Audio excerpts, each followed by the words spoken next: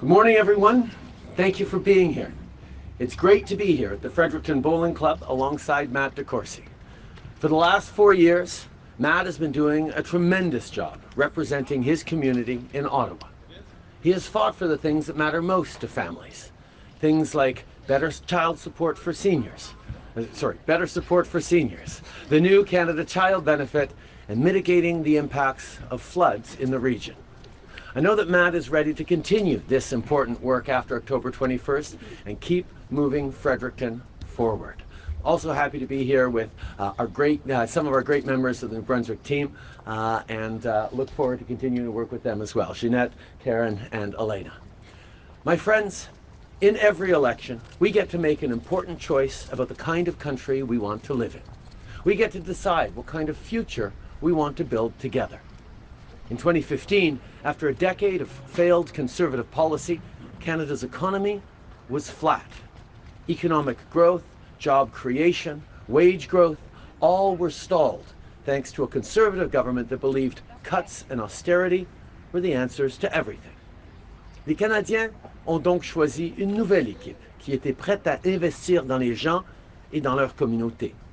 Et bien qu'il nous reste encore énormément de travail à faire, on a passé les 4 dernières années à améliorer les choses et on a le bilan pour le prouver.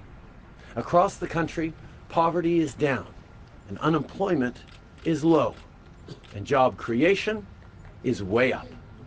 And it's because our team rejected Conservative cuts and austerity and chose instead to invest in the middle class and people working hard to join it.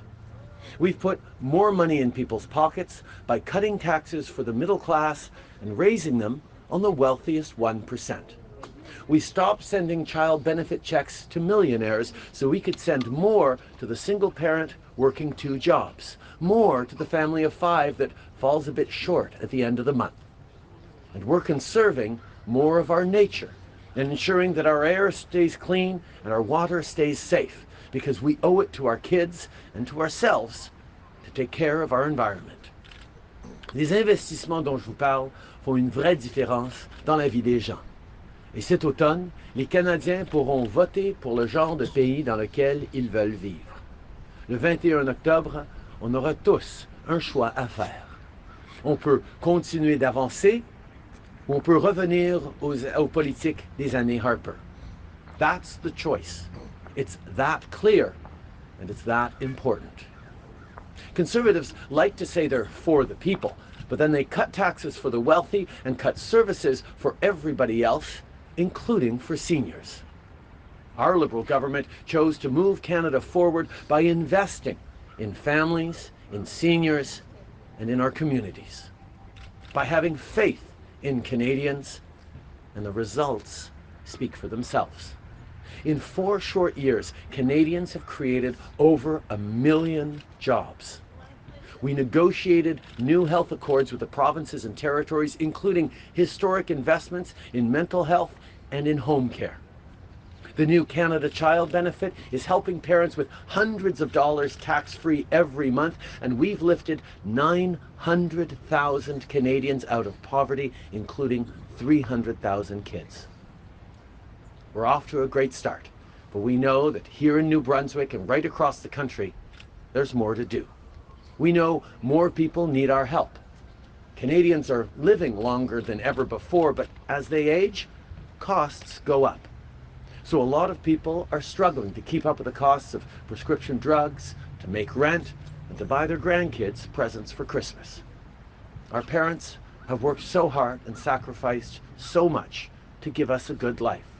Once they get to retirement, they shouldn't have to worry about their savings running out.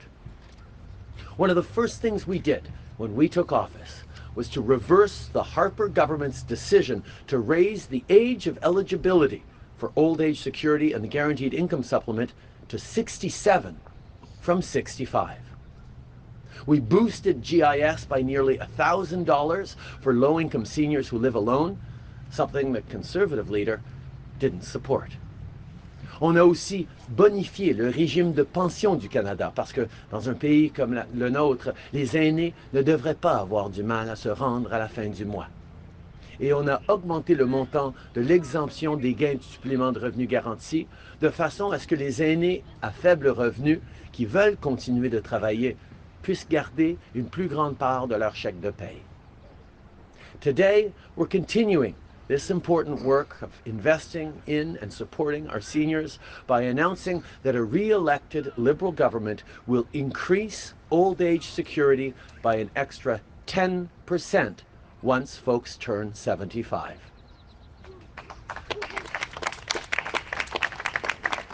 These measures will increase benefits for most seniors by $729 next year. And that number will continue to rise each year with inflation. And that's on top of the money seniors have already received from the positive changes we've made to OAS and GIS. By expanding benefits for older Canadians during our first mandate, we helped lift 50,000 seniors out of poverty. With these new measures, we will help 20,000 more seniors, 2/3 of whom are women. These changes will help many people here in New Brunswick, but today we're taking things even further.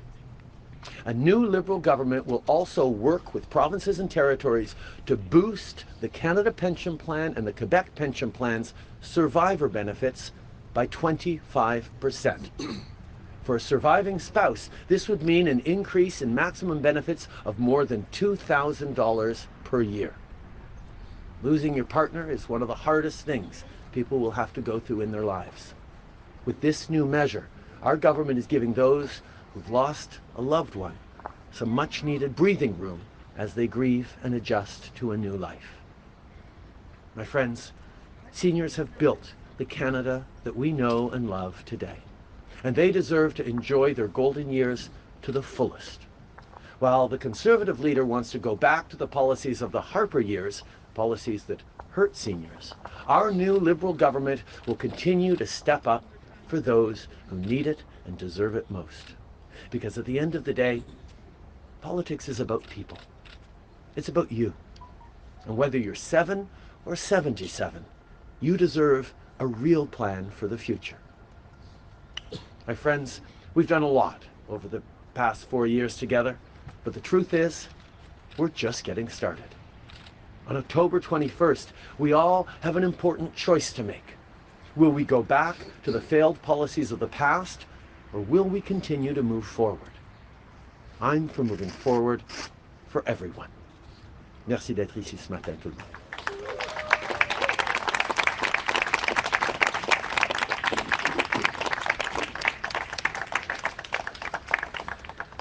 Hi, Mr. Trudeau. David Cochran from CBC News. The latest numbers from the Finance Department have the deficit for the last fiscal year at about $14 billion. You've made about $4 billion in new spending promises during this campaign, but we haven't seen a costing on how you're going to pay for it or how it will impact the deficit. So will you give us a deficit reduction plan in your platform, or should Canadians expect that as long as you're in the Prime Minister's office, the country is going to be in deficit? Canadians expect their governments to be fiscally responsible, and that is something that is the heart of everything the Liberal government has done and will continue to do. But we made a very different choice than the Conservatives did in 2015. Instead of continuing to propose cuts and austerity as the Conservatives had done for 10 years under Stephen Harper, we made a decision to invest in our seniors, to invest in our kids, to invest in communities. And that has worked. Over the past 4 years, we've seen unemployment at record lows. We've seen job creation at record highs. We've seen hundreds of thousands of people lifted out of poverty because we have a plan that understands that a confident country can and should be investing in itself and in its future. But the fiscal responsibility element is really important. We know that every single year under our plan, and this will continue, our debt as a proportion of our country's GDP will continue to decrease. It's one of the lowest in the world, and it's continuing to get lower. That's the fiscally responsible plan that we have always put forward. But of course, a lot of politicians talk about their plan and their responsibility and other people's responsibility. People are a little bit skeptical of politicians. I get that, which is why people should look at the official and the credible bond rating agencies that actually look at fiscal plans of countries around the world and assess them. There are only 11 countries in the world with AAA bond ratings. Canada is one of them. Moody's, S&P, others have looked at Canada's fiscal plan and said that is a sustainable plan for the future, one that Canadians can be confident in. So we are going to continue to invest in Canadians, to support our seniors, and to grow our economy and keep things better for the future. Andrew Scheer, just like Stephen Harper, is proposing cuts. We are proposing to invest in tomorrow. Nous savons que les gens veulent avoir un plan qui investit dans nos communautés, investit dans les personnes, les familles, tout en restant responsable. C'est pour ça que nous avons un plan qui continue de diminuer notre dette comme proportion de notre PIB et qu'on garde encore les meilleures cotes des agences internationales dans le monde. Nous avons un plan qui est durable et qui est un grand contraste avec l'approche de Stephen Harper, de Andrew Scheer, des conservateurs qui proposent toujours l'austérité et les coupes.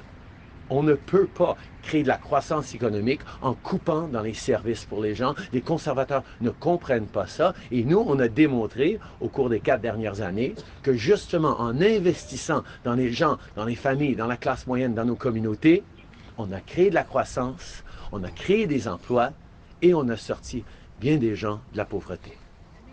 Mr. Trudeau, just to follow up on the specific Canada pension plan boost that you're proposing here today, you boost benefits, you have to pay for it somehow. So are you telling Canadians to pay for this promise? The premiums are going to have to increase over what they are now. There are 2 announcements today we're making. One is that we are increasing OAS by 10% for seniors over 75 years old, because we recognize that as people age, sometimes their costs go up as well. That's why we are going to be there to support seniors. And I will remind you that Stephen Harper's government cut benefits for seniors by raising the retirement age from 65 to 67. And he didn't campaign on that. He didn't promise he was going to do that. He just went ahead and did it. And the Conservatives will do that again. They're trying to pretend that you can get all of Stephen Harper's credits without getting any of his cuts. That's just not credible. In regards to the Canada Pension Plan, we will work with the provinces and territories to ensure that we're able to increase survivors' benefits for a widow or a widower from 60% to 75%. We know losing a loved one is one of the hardest things someone's going to go through, losing their partner, and we need to give them more support to be able to live out the rest of their life in safety and security, and that is something we're going to work with the provinces and territories on. As we know, changes to the CPP require us to work with the provinces and territories. We demonstrated that we could do that when we strengthened the CPP in the spring of 2016, even though the Conservatives were opposed to it, and have committed to reversing those changes we made to the CPP. So will premiums go up, sir? Yes or no? That's a conversation that we're going to be having with the provinces. Hi, Mr. Trudeau. Tom Parry with CBC News. Andrew Scheer says you're going to have to raise taxes to pay for your deficits, to pay for all this new spending. What's your response? Will you have to raise people's taxes for all these promises you're making? We are the party that has lowered taxes for Canadians. We lowered taxes for the middle class as the first thing we did by raising them on the wealthiest 1%. We've consistently invested in the middle class, things like the Canada Child Benefit, things like the increase of the Guaranteed Income Supplement, because we know that when you put more money in Canadians' pockets, they do better and the economy does better. That's the fundamental contrast with the vision that the Conservatives put forward, that continue to think you can cut your way to growth, that austerity is a way of creating opportunity and growth. It failed. It failed for 10 years under Stephen Harper, and Andrew Scheer has exactly the same plan. In 2015 and in 2019, we have a different approach. We know that investing in Canadians and in their communities is the way to grow the economy. We are going to be lowering taxes for Canadians and increasing opportunities and benefits for them like we are today, because that is the way to create a prosperous society. The Conservatives don't understand that. We've not seen an independent costing of any of your promises from the Parliamentary Budget Officer. And I'm wondering if today you would commit to allowing the Parliamentary Budget Officer to independently cost out all of your individual promises. One of the commitments we made in the last election was to empower the Parliamentary Budget Officer to be able to actually cost the different political parties' election platforms. And I can assure you that we have been and are working with the Parliamentary Budget Officer on costing elements for our platform. We will be releasing a fully costed, fully responsible platform in the coming weeks, including all the work done by the Parliamentary Budget Officer on specific measures. Nous avons promis de donner la capacité au directeur parlementaire du budget de faire une évaluation des différentes plateformes et promesses électorales faites par les partis politiques pour que les Canadiens puissent avoir une meilleure idée des coûts des promesses des différents partis. On est en train de travailler avec le directeur parlementaire du budget sur notre plateforme, sur nos annonces, et je vous promets que nous allons partager tous les coûts de notre plateforme, y compris le travail fait par le directeur parlementaire du budget, en bonne et due forme, dans les semaines à venir. C'est important que les Canadiens puissent savoir exactement c'est quoi les plans et c'est quoi le niveau de responsabilité de tous les partis, et je suis très fier du travail que nous sommes en train de faire avec le directeur parlementaire du budget. Bonjour, M. Trudeau, Philippe Vincent Foisy de Radio-Canada. Le premier ministre Legault a fait sa liste d'épicerie hier en demandant plus de pouvoir en immigration, d'étendre la loi 101 aux entreprises fédérales, rapport d'impôt unique et le fait que vous ne touchiez pas à la loi 21 sur la laïcité. Vous avez dit non à tout ça. Comment pensez-vous être capable de réconcilier le fait que c'est un gouvernement qui parle pour les Québécois, qui est très populaire en ce moment, et le fait que vous disiez non à tout ce qu'il demande? Ça fait 4 ans que je travaille avec le gouvernement du Québec sur bien des enjeux, et on a démontré qu'on est en train de bénéficier aux Québécois et à tous les Canadiens avec une approche qui est collaborative avec les provinces. Nous prenons toujours très au sérieux les demandes de tout premier ministre provincial, y compris de M. Legault, et on va travailler avec lui pour trouver des façons d'aider les Québécois, d'aider les Canadiens de façon responsable. Mais vous n'avez pas peur de rentrer encore une fois en confrontation avec une autre province? Vous parlez de collaboration, c'est beau, là, mais dans la réalité, vous êtes en confrontation avec plusieurs provinces. Si vous reprenez le pouvoir, vous ne pensez pas être en confrontation avec une autre d'entre elles? Les Canadiens savent très bien, les Québécois inclus, que je vais toujours défendre l'intérêt des citoyens. Je vais toujours être là pour investir, pour protéger, pour assurer un meilleur avenir, et je vais toujours travailler avec toutes les provinces pour essayer d'arriver à la bonne réponse. J'ai une approche profondément collaborative. Oui, c'est vrai qu'il y a certaines provinces qui, par exemple, refusent d'agir sur la protection de l'environnement. Bien des premiers ministres conservateurs, y compris celui ici au Nouveau-Brunswick, pensent que ce serait une bonne chose de rendre la pollution gratuite, encore une fois. Je refuse. Nous allons toujours démontrer que de protéger l'environnement et de créer de la croissance économique, ça doit aller ensemble. Et donc, nous allons continuer de trouver des façons d'aider et de bénéficier aux citoyens, idéalement avec les premiers ministres, mais nous, notre engagement est toujours de chercher à travailler de façon collaborative, mais de bénéficier aux citoyens. In English on Mr. Legault's demands. Okay. We have been a government that has demonstrated over the past 4 years that we prefer to work with provinces, and we will, of course, look carefully at how we can work with the Quebec government to benefit citizens, just like we work with governments right across the country to help out their citizens. Yes, there are governments who disagree with us on certain things, and it obviously comes to mind the fact that there's a number of Conservative premiers that don't think we should be fighting climate change, that think we should make pollution free again. Well, I'm sorry, I think Canadians, including in those provinces across the country, understand that the only way to build a stronger future for our economy is also to make sure we're protecting the environment. And that's what we've done consistently. So we will try to work with the premiers wherever we can, but we will continue to stand up strongly for what is right and what Canadians need every step of the way. We will always work to do that in a respectful and collaborative way whenever possible. Glenn McGregor, CBC News. Mr. Trudeau, as we move closer to Election Day, can you tell me what the Liberal Party is doing to prepare for the possibility of foreign cyber interference in the electoral process and also fake online news? We demonstrated leadership on this over the past year as our Minister of Democratic Institutions, Karina Gould, moved forward on measures and legislation that protects Canadians from and our electoral systems and our democracies from foreign interference. We obviously know we have to continue to remain vigilant.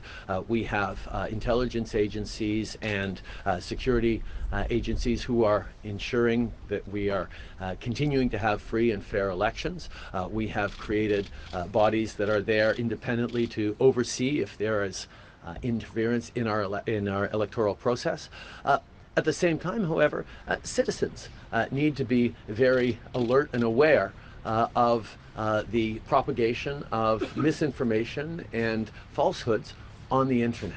I think we've demonstrated as a party that we take that responsibility very seriously. Unfortunately, we're seeing from Andrew Scheer and the Conservatives the kinds of behavior and the kinds of misrepresentation of the truth that really resembles what we see south of the border. I don't think that's something that Canadians want. I think that's something that we're all going to have to stand strongly against and ensure that the debates and disagreements we have in this election between parties that are important for Canadians to understand the issues and see the different perspectives happen in a way that is based on facts and reality to allow for a strong, robust, but truth-based contrast of ideas and plans for the future. Nous trouvons que c'est dommage que le Parti conservateur sous Andrew Scheer se comporte un petit peu de la façon qu'on a vu au sud de la frontière quand on parle de vérité et de détournement de la vérité. C'est important dans une élection qu'on se base sur les faits, qu'on crée de vrais contrastes entre les différentes perspectives pour que les Canadiens puissent faire des choix informés. C'est important de ne pas induire les Canadiens en erreur de façon délibérée. Good morning, Mr. Trudeau. Teresa Wright from the Canadian Press. I'd like to ask you about the First Nation of Neskantaga, where a number of, there have been forced evacuations because of lack of water. People are getting sick from the water. Can you please talk about what you're prepared to do about the water crisis in that community? We are very concerned about the situation in that community. I can assure you that our Minister of Indigenous Services, Seamus O'Regan, has been in contact with the leadership of that community. People from the Department of Indigenous Services are engaged to provide the supports necessary, and we're going to continue to work with the community to keep people safe and take the measures and the steps necessary to ensure that people are kept safe. We know that ensuring drinking water in Indigenous communities is a priority that Canadians called for in the 2015 election. And we set out an ambitious plan to lift all boil water advisories in Indigenous communities right across the country within 5 years. And I can report we have lifted 87 long-term boil water advisories and are on track to eliminate all those remaining on schedule. That is something that matters. That is something that matters to Canadians and obviously to Indigenous peoples as well. But there's always more to do, and that's why we're working with this community that is facing a very difficult situation right now. This community has been without safe drinking water for 25 years. A little over a week ago, you sent the military to help this part of the country in the wake of Hurricane Dorian. Why not more urgency when dealing with water issues for Indigenous communities? We take extremely seriously the responsibility to move forward with urgency on fixing the drinking water situation in communities right across the country. That's why we've been able to lift 87 long-term boil water advisories when, as you pointed out, for decades, very little was done. We know that there is more to do, and that is why we are working with this community, and we are looking at all different options in terms of how we're going to create stable, long-term drinking water supplies for these communities that have, in many cases, suffered for far too long. Last question, dernière question. Thank you. Thank you, sir. Good morning, David Aiken from Global News. I'd say you've deeply disappointed many progressive voters. Your broken promise on electoral reform, a bald-faced broken promise on electoral reform is the biggest one. And a lot of those disillusioned progressive values voters are thinking this time about voting for the Green Party, and many in this riding and another riding. So I'd invite you to address that voter who has voted Liberal in 2015, but now is seriously looking at a Green option. What can you say to them to rebuild that trust, get them excited again about politics because they're disappointed? Actually, throughout this campaign, we've been talking not just to specific groups of Canadians, but to all Canadians, demonstrating that we understand that as much as we have done over the past 4 years on being one of the governments, the government that has done more for protecting the environment than any government in history, done more on Indigenous reconciliation services than any government in history, that there is always lots more to do. We have brought in a feminist international development policy that has made a huge impact on communities around the world by empowering and educating women in some of the most vulnerable communities. We have done many of the things that Canadians asked us to do over the past 4 years. But at the same time, we recognize there is lots more to do, and that gets down to the choice that Canadians are facing right now. Do we continue to do the hard work that we've been doing over these past 4 years, moving forward on protecting the environment while protecting Canadians' economic well-being as we move towards the future? Do we continue to prepare for a world that is changing rapidly and empower citizens, young people, workers with training and education to be able to continue to thrive in a transforming world? Do we continue to play a strong role on the international stage, standing up for our values and creating opportunities for people around the world? Are we going to continue to stay true to our values and do the hard work we've been doing for the past 4 years? Or do we go back to the Harper years? That is the choice Canadians are facing right now. This is a really important election, and I look forward to continuing to talk with Canadians about the positive choice to move forward that we're putting forward to them. Let me just put a little finer point, because a lot of Canadians have had to make choices in the last 4 years. And in PEI, the Green Party is official opposition and the Liberals are in third place. In this province, there's 3 Green MLAs, and these voters here rejected a Liberal government very closely aligned to yours. There's a first Green Party MPP in Ontario. The Greens hold the balance of power in BC. How do you account for all these people choosing Green? How do you figure that out? This is all while you've been Prime Minister. I think at the same time as we look at what's happening across the country, we have to recognize that even though the vast majority of Canadians are really concerned about the environment and about fighting climate change, in provincial governments right across the country, there have been Conservative premiers elected who don't believe in fighting climate change, who don't believe that protecting the environment needs to be a priority. And unfortunately, that's something New Brunswickers are struggling with right now. People who are choosing, premiers who are choosing to use millions of dollars of your money to fight a concrete plan to fight climate change in the courts, instead of figuring out how to work with us to build a better future in which we can have a stronger environment and make life more affordable for all Canadians. The fact is, the price on pollution that we're bringing in right across the country, in those provinces where Conservative premiers, supported by Andrew Scheer, want to make pollution free again, we are putting more money in the pockets of most New Brunswickers with putting a price on pollution than they would have if we didn't put that price on pollution. We are fighting climate change and making it affordable for Canadians. So the fact that people are making different choices at the provincial level is interesting to political scientists and to pundits, but I'm listening to Canadians. And Canadians tell me we need to have a strong plan for the future. We need to be able to fight climate change and grow the economy at the same time. And we have done more on both of those fronts over the past 4 years than any government in Canadian history. But we are the first to recognize there's lots more to do. And that's the choice Canadians are facing right now. Do we continue with the positive choice we made in 2015? Or do we go back to the Harper years with Andrew Scheer? Hi, Jessica Ng, CPP News. Why are you supporting a pipeline in the West and not Energy East? The Energy East project was withdrawn by the proponent for market reasons, for price reasons, for reasons of supply and demand. If there is no project for the federal government to evaluate, then there is no project for the federal government to evaluate. Projects that come forward, we will evaluate on their merit through a rigorous process that the Conservatives didn't believe in.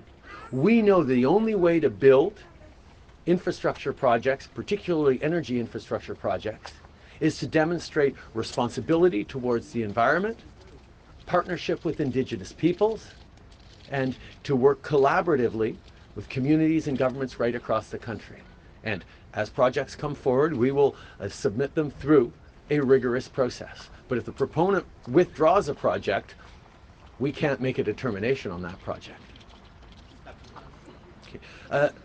Nous savons que, contrairement aux conservateurs, la seule façon d'avoir de l'approbation pour des projets énergétiques, c'est d'assurer la protection de l'environnement, le travail avec les communautés autochtones et le partenariat et la consultation avec les gens à travers le pays. C'est l'approche que nous préconisons. Pour le projet d'Énergie Est, la compagnie a retiré leur projet pour des raisons de marché, pour des raisons de prix, pour des raisons de la situation, du contexte économique global. Et donc, nous n'avons pas à nous prononcer sur ce projet-là. Mais nous allons toujours s'assurer que quelque projet que ce soit passe par des étapes rigoureuses dans l'évaluation pour démontrer qu'on respecte les préoccupations des Canadiens. C'est la seule façon de créer un avenir plus fort en protégeant l'environnement en même temps. Merci beaucoup. Merci beaucoup tout le monde.